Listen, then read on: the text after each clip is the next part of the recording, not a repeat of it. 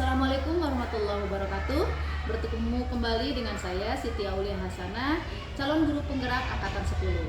Saat ini saya tidak sendiri, saya masih ditemani oleh Bu Hulwa sebagai guru yang telah melaksanakan observasi kelas atau supervisi kelas akademik.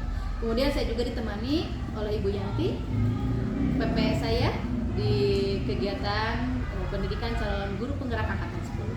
Assalamualaikum Bu Hulwa, Bu Yanti, apa kabar hari ini? Sehat ibu-ibu? Sehat? Alhamdulillah. Baiklah Bu Hulwa,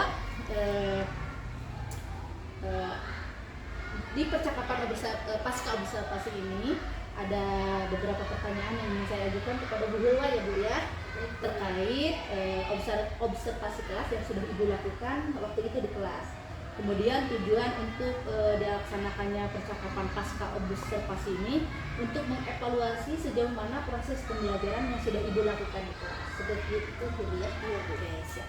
Baik, untuk pertanyaan pertama Bu Hulwa, bagaimana perasaan Ibu terkait jalannya kegiatan observasi di kelas Ibu pada saat itu? Pertamanya ada rasa tegang dulu ya Bu ya, karena dilihat sama Ibu gitu ya. Alhamdulillah semuanya lancar.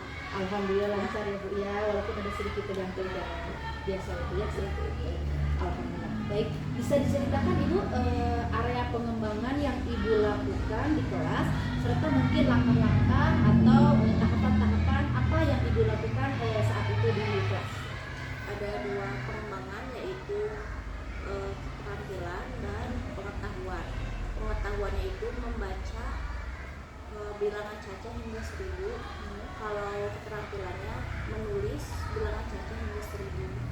Baik Ibu, jadi area pengembangannya ada di keterampilan dan pengetahuan Ibu ya. Keterampilan pengetahuannya tadi membaca bilangan cacah sampai angka ribuan, kemudian keterampilannya menuliskan bilangan cacah sampai ribuan Ibu ya. Baik Ibu. Nah, apakah pengembangan yang Ibu lakukan di kelas itu sudah dilakukan, sudah lancar dilakukannya, atau mungkin ada kendala-kendala mungkin Ibu di kelas itu? Ada kurang kendalanya, ada siswa yang belum mampu sampai tahap pengembangan itu. Oh, baik, sudah Ibu lakukan, namun ada murid yang kurang ya Bu ya? Mungkin ya. Nah, menurut Ibu kekurangan atau hambatan yang Ibu hadapi di siswa tersebut ketika belajar itu diakibatkan oleh apa gitu Bu? Apa latar belakangnya gitu? Kurang aktif siswa tersebut. Kurang aktif siswanya ya, baik. Jadi seolah-olah seperti acuh tidak acuh mungkin ya Bu ya, hare-hare mungkin ya, kalau orang bahasa Sundanya ya. Oke, betul. Kira-kira mengapa hal itu bisa terjadi Bu? Kenapa siswa tersebut kurang aktif atau mungkin acuh tidak acuh?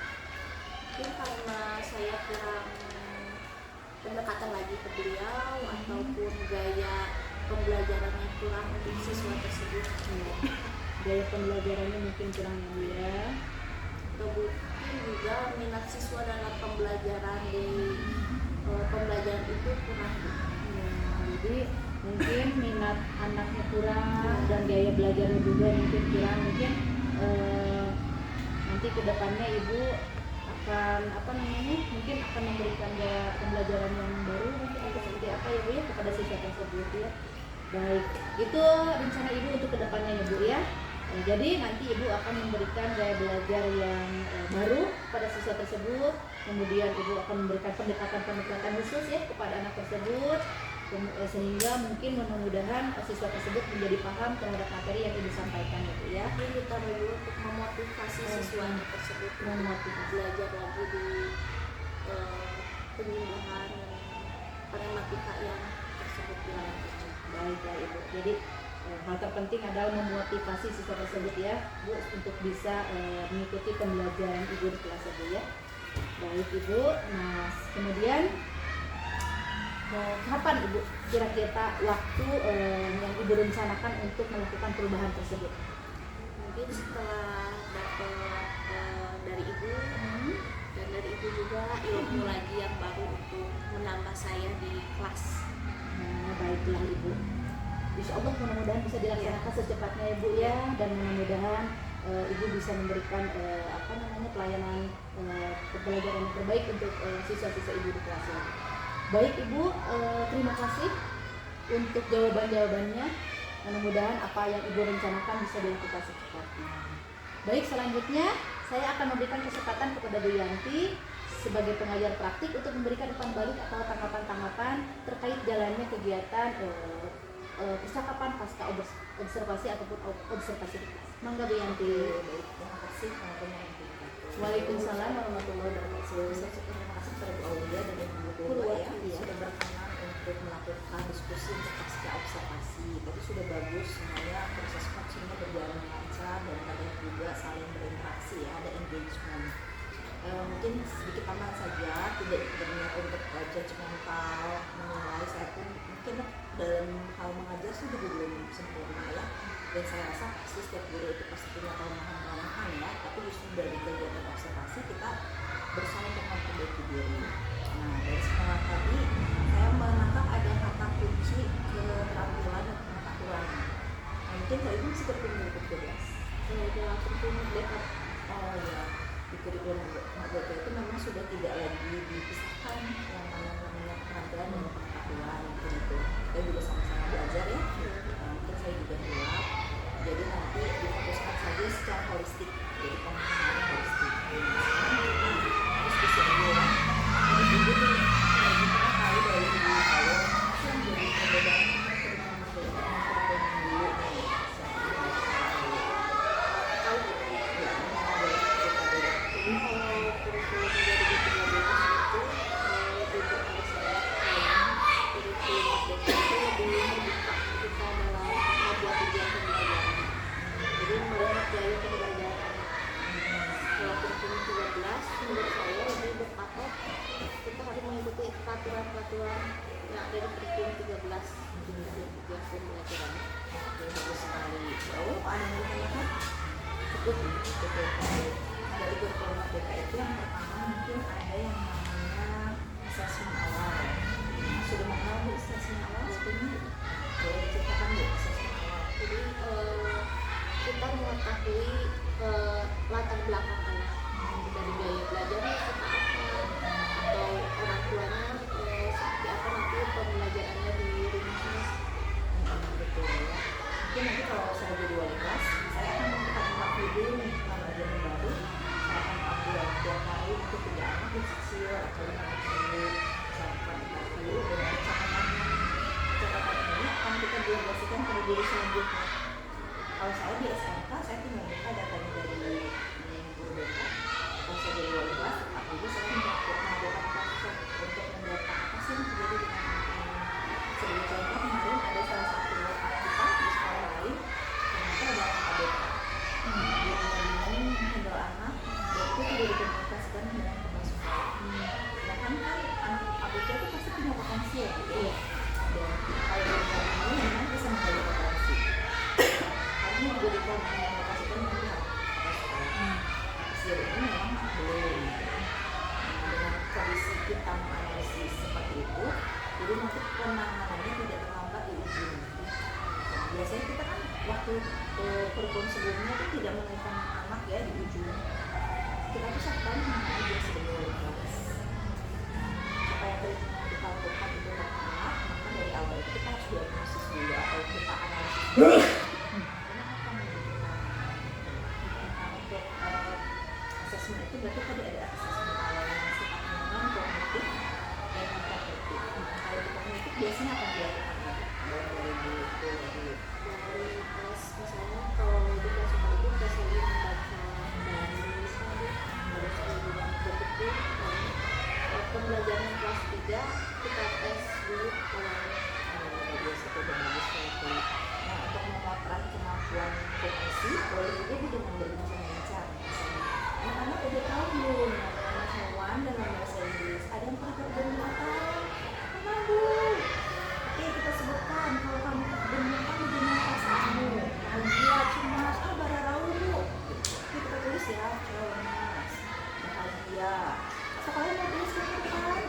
Nah, itu akan berkaitan juga dengan PSE atau PSE atau PSE itu Pembelajaran sosial emosional. sekarang Bu awal akan ceritakan PSE. Silakan PSE itu apa Bu?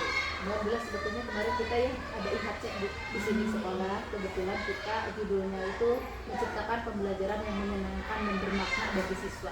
Nah disitulah Profesor Mubi ya dari UPI ya dengan Pak Yoga ya dari UPI juga, beliau memberikan alhamdulillah betul-betul pencerahan kepada kita Bu terkait apa sih sosial emosional itu.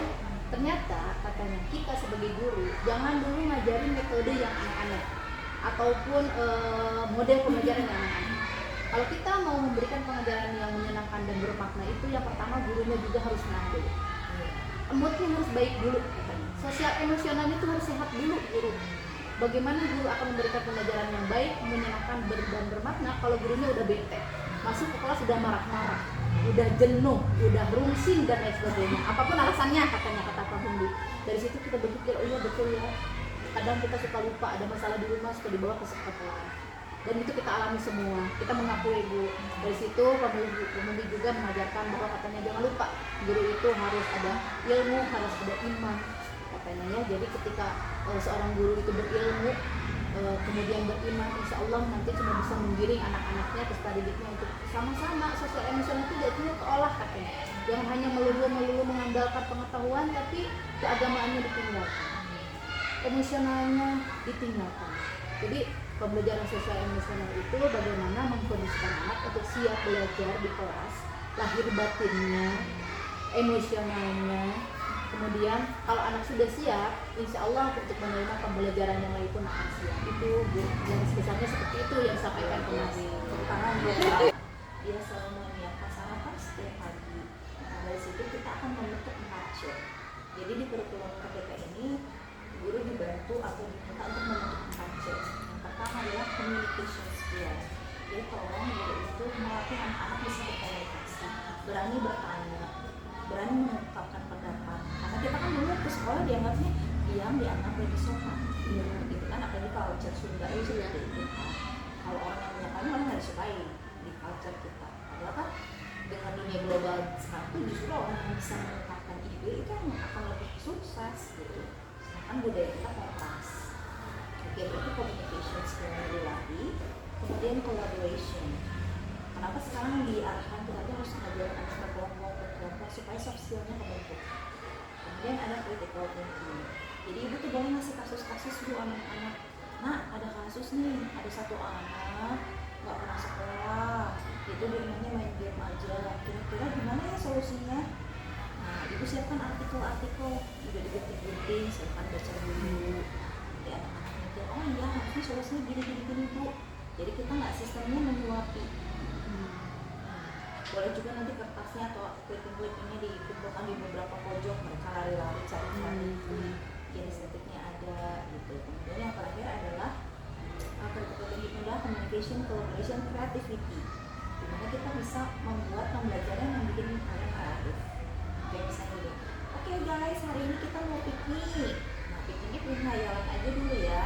Ibu siapkan ini juga, ibu anak misalnya jalan-jalan ke anak Jawa Barat paling senang.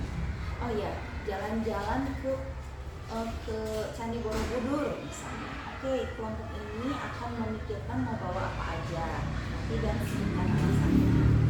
Kelompok yang ini siapkan tempat tidurnya di mana, di hotel mana, berapa harganya. Yang ini kelompok ini akan dipikirkan kamu mau bawa baju apa aja.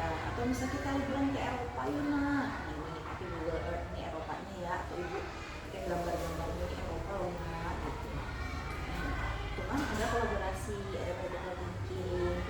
Kemudian misalnya kamu tahu Singapura, nah ceritanya kita akan memperdalam apa tuh perannya Singapura, pendidikannya seperti apa kan kita bisa pelajari dari Singapura supaya kita pun bisa menjadi negara yang maju. Padahal Singapura dan Indonesia kan beda dengan Indonesia nak. Kenapa ya orang Singapura lebih maju? Ini ada artikel yang kita baca, coba dibagi-bagi dulu artikelnya, nanti kita gali dulu. Supaya anak-anak yang males baca itu ke bawah baca, berarti nanti harus dibagi-bagi tugasnya. Misalnya bertiga, yang satu mengumpulkan informasi tentang ini, yang satu ini, nanti dikolaborasikan mereka berdiskusi. Oh iya Bu, harusnya bawa ini, alatnya ini, kenapa mereka bisa maju ini, yang anak dikasih tanggung jawab. Semangat.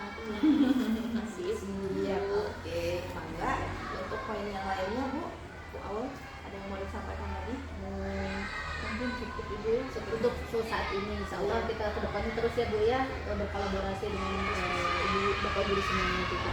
Karena kita juga saya sekarang sudah dari tahun kemarin ya sudah semuanya tertulis Bu, jadi ada lisannya juga kita sistem ujiannya seperti bermain peran seperti kita berpertanyaan karena sudah masuk ya di situ ada kewajiban hak dan kewajiban dan lain sebagainya. Jadi seperti itu. Iya. Satu tambahan lagi mungkin bisa dengan lembar checklist Bu, yang paling prihatinkan sekarang anak-anak itu tidak dibentuk mereka tahu wajib sholat ya. Jadi nanti ibu bisa kolaborasi dengan orang tua, ibu bisa lembar checklist misalnya tiap hari mereka sholat apa enggak di checklist, mereka juga bisa ada tanya orang tua. Jadi kita kolaborasi, jangan bebannya semuanya di kita sebagai guru, mari kita berbagi peran aja. Kemudian dengan konsep bullying, syukur-syukur nanti mungkin Bu Aul setelah CGP udah nggak terlalu hektik bisa membuat poster-poster bullying, jadi anak tahu bullying itu seperti apa bentuknya. Kemudian pembelajaran, apalagi kita udah prihatin ya, bullying itu makin menguat dan mengental dan mendarah daging. Betul sekali. Jadi mangga saya ketika yang satu tuh Aul dan tubuh keluar ya. Mohon bisa sama-sama. Baik Ibu, terima kasih banyak untuk umpan baliknya dan masukan-masukannya terkait kegiatan pasca observasi kali ini. Sekian rangkaian percakapan pasca observasi dimulai dari pra-observasi, observasi dan hari ini pasca observasi. Saya ucapkan terima kasih. Saya akhiri. Wassalamualaikum warahmatullahi wabarakatuh. Assalamualaikum warahmatullahi wabarakatuh. Bertemu kembali dengan saya Siti Aulia Hasanah, calon guru penggerak angkatan 10. Saat ini saya tidak sendiri, saya masih ditemani oleh Bu Hulwa sebagai guru yang telah melaksanakan observasi kelas atau supervisi kelas akademik. Kemudian saya juga ditemani oleh Ibu Yanti, PP saya di kegiatan pendidikan calon guru penggerak angkatan 10. Assalamualaikum Bu Hulwa, Bu Yanti, apa kabar hari ini? Sehat Ibu? Sehat. Alhamdulillah. Baiklah Bu Hulwa, di percakapan pasca observasi ini ada beberapa pertanyaan yang ingin saya ajukan kepada Bu Hulwa ya Bu ya, terkait observasi kelas yang sudah Ibu lakukan waktu itu di kelas. Kemudian tujuan untuk dilaksanakannya percakapan pasca observasi ini untuk mengevaluasi sejauh mana proses pembelajaran yang sudah Ibu lakukan di kelas. Seperti itu Bu ya. Baik, untuk pertanyaan pertama Bu Hulwa, bagaimana perasaan Ibu terkait jalannya kegiatan observasi di kelas Ibu pada saat itu? Pertamanya ada rasa tegang dulu ya Bu ya, karena dilihat sama Ibu gitu ya. Alhamdulillah semuanya lancar. Alhamdulillah lancar ya Bu ya, walaupun ada sedikit tegang-tegang biasa Bu ya, sedikit. Alhamdulillah. Baik, bisa diceritakan Ibu area pengembangan yang Ibu lakukan di kelas serta mungkin langkah-langkah atau tahapan-tahapan apa yang Ibu lakukan saat itu di kelas? Ada dua pengembangan yaitu keterampilan dan pengetahuan. Pengetahuannya itu membaca bilangan cacah hingga 1000. Kalau keterampilannya menulis bilangan cacah hingga 1000. Baik Ibu, jadi area pengembangannya ada di keterampilan dan pengetahuan Ibu ya. Keterampilan pengetahuannya tadi membaca bilangan cacah sampai angka ribuan, kemudian keterampilannya menuliskan bilangan cacah sampai ribuan ya Bu ya. Baik Ibu. Nah, apakah pengembangan yang Ibu lakukan di kelas itu sudah dilakukan, sudah lancar dilakukannya atau mungkin ada kendala-kendala mungkin Ibu di kelas itu? Ada kurang kendalanya, ada siswa yang belum mampu sampai tahap pengembangan itu. Oh, baik, sudah Ibu lakukan namun ada murid yang kurang ya Bu ya? Mungkin ya. Nah, menurut Ibu kekurangan atau hambatan yang Ibu hadapi di siswa tersebut ketika belajar itu diakibatkan oleh apa gitu Bu? Apa latar belakangnya gitu? Kurang aktif siswa tersebut. Kurang aktif siswanya ya, baik. Jadi seolah-olah seperti acuh tidak acuh mungkin ya Bu ya, hare-hare mungkin ya, Ya, orang bahasa Sunda ya. Oke, betul. Kira-kira mengapa hal itu bisa terjadi Bu? Kenapa siswa tersebut kurang aktif atau mungkin acuh tidak acuh? Mungkin karena saya kurang pendekatan lagi ke beliau ataupun gaya pembelajarannya kurang untuk siswa tersebut. gaya pembelajarannya mungkin kurang ya Bu ya. Mungkin juga minat siswa dalam pembelajaran di pembelajaran itu kurang. Ya, jadi mungkin minat anaknya kurang dan gaya belajarnya juga mungkin kurang. Mungkin nanti kedepannya Ibu akan mungkin akan memberikan gaya pembelajaran yang baru mungkin atau seperti apa ya Bu ya kepada siswa tersebut ya. Baik, itu rencana Ibu untuk kedepannya ya Bu ya. Jadi nanti Ibu akan memberikan gaya belajar yang baru pada siswa tersebut, kemudian Ibu akan memberikan pendekatan khusus ya kepada anak tersebut, sehingga mungkin mudah-mudahan siswa tersebut menjadi paham terhadap materi yang Ibu sampaikan gitu ya. Ini kita dulu untuk memotivasi siswanya tersebut Memotivasi. belajar lagi di penyuluhan matematika yang tersebut bilangan kecil. Baiklah Ibu. Jadi hal terpenting adalah memotivasi siswa tersebut ya Bu untuk bisa mengikuti pembelajaran Ibu di kelas Bu ya. Baik Ibu. Nah kemudian kapan Ibu kira-kira waktu yang Ibu rencanakan untuk melakukan perubahan tersebut? Mungkin setelah dapat dari Ibu dan dari Ibu juga ilmu lagi yang baru untuk menambah saya di kelas. Nah baiklah Ibu. Insya Allah mudah-mudahan bisa dilaksanakan secepatnya Ibu ya, dan mudah-mudahan Ibu bisa memberikan pelayanan pembelajaran yang terbaik untuk siswa-siswa Ibu di kelas ini. Baik Ibu, terima kasih untuk jawaban-jawabannya. Mudah-mudahan apa yang Ibu rencanakan bisa dilakukan secepatnya.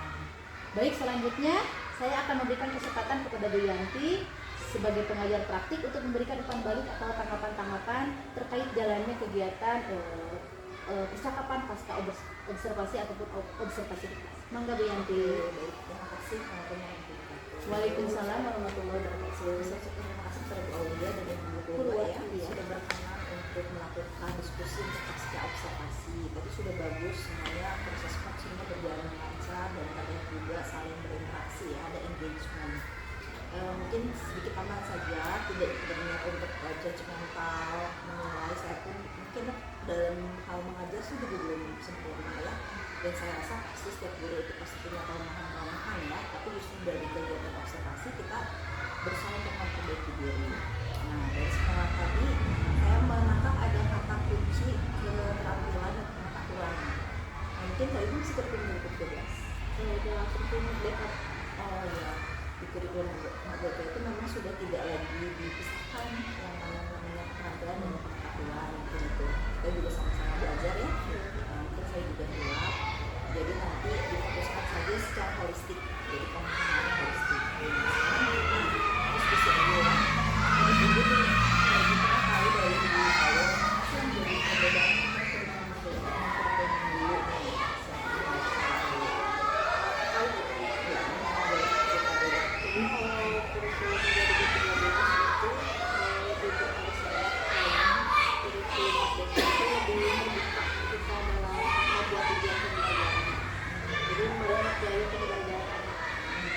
Kalau kurikulum 13 menurut saya lebih berpatok kita harus mengikuti peraturan-peraturan yang ada di kurikulum 13 untuk tujuan pembelajaran. Oke, bagus sekali. Oh, ada yang bertanya? Cukup. Dari kurikulum Merdeka itu yang pertama mungkin ada yang namanya asesmen awal. Sudah mengenal Bu asesmen awal sebelumnya?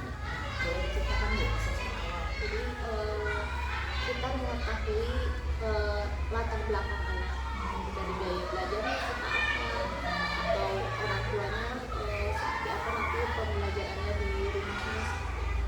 Betul ya.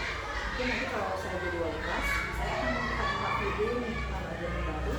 Saya akan ambil tiap hari untuk 3 anak yang kecil atau 5 anak dulu.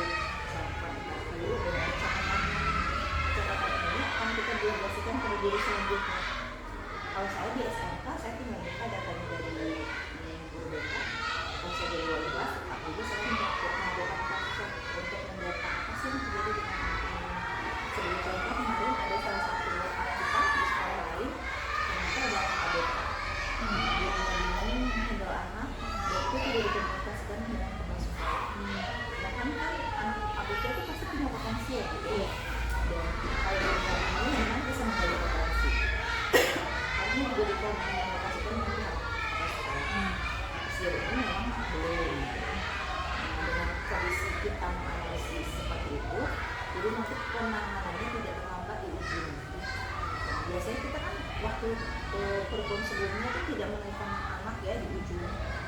Kita tuh sampai mengenai dia sebagai wali kelas. Supaya treatment yang kita lakukan itu tepat, maka dari awal itu kita harus diagnosis dulu atau kita analisis dulu. Karena apa membutuhkan. Nah, untuk asesmen itu berarti tadi ada asesmen awal yang sifatnya non kognitif dan non kognitif. Kalau di kognitif biasanya apa yang dilakukan? Dari dulu. Dari kelas misalnya kalau di kelas 4 itu kita selalu membaca baris harus kemudian berpikir pembelajaran kelas 3 kita tes dulu kalau Biasa itu udah bagus sekali. Nah, untuk memotret kemampuan kognisi, boleh juga dengan berbincang-bincang. Anak-anak udah tahu belum ada mas hewan dalam bahasa Inggris? Ada yang pernah kebun binatang? Pernah bu? Oke, kita sebutkan kalau kamu ke kebun binatang bagaimana perasaanmu? Bahagia, cemas, bararau bu. Oke, kita tulis ya, cemas, bahagia. Atau kalian mau tulis ke depan? Nah, itu akan berkaitan juga dengan PSE atau PSE atau PSE itu Pembelajaran sosial emosional. sekarang Bu awal akan ceritakan PSE. Silakan PSE itu apa Bu? Alhamdulillah sebetulnya kemarin kita ya ada IHC di sini sekolah. Kebetulan kita judulnya itu menciptakan pembelajaran yang menyenangkan dan bermakna bagi siswa. Nah disitulah Profesor Mudi ya dari UPI ya dengan Pak Yoga ya dari UPI juga, beliau memberikan alhamdulillah betul-betul pencerahan kepada kita Bu terkait apa sih sosial emosional itu. Ternyata katanya kita sebagai guru jangan dulu ngajarin metode yang aneh-aneh ataupun model pembelajaran yang aneh-aneh. Kalau kita mau memberikan pengajaran yang menyenangkan dan bermakna itu yang pertama gurunya juga harus senang dulu. Moodnya harus baik dulu katanya. Sosial emosionalnya itu harus sehat dulu guru.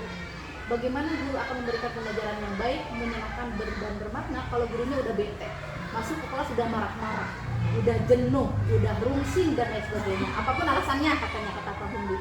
Dari situ kita berpikir oh iya betul ya. Kadang kita suka lupa ada masalah di rumah suka dibawa ke sekolah. Dan itu kita alami semua. Kita mengakui Bu.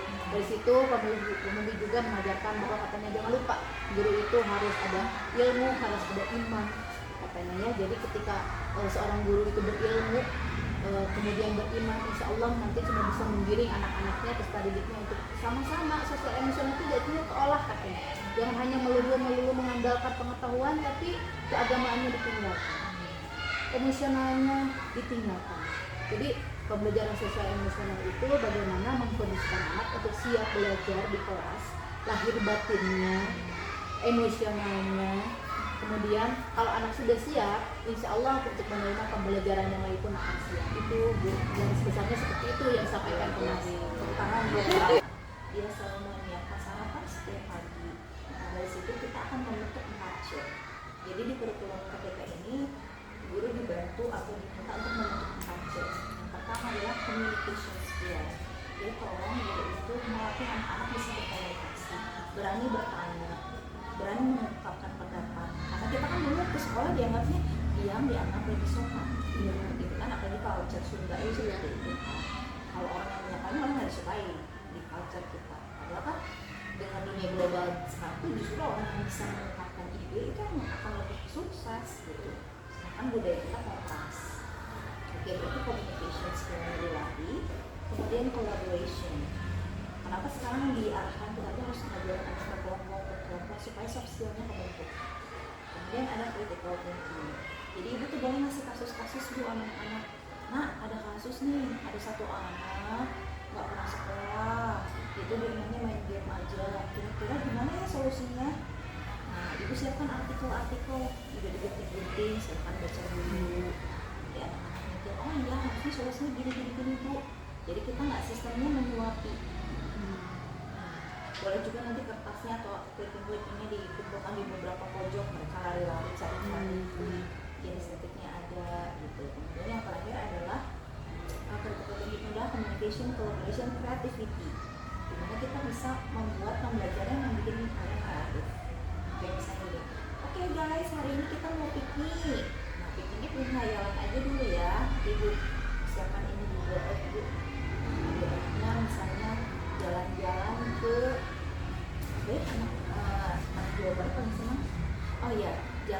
jalan ke Candi Borobudur misalnya. Oke, kelompok ini akan memikirkan mau bawa apa aja nanti dan singkat alasannya.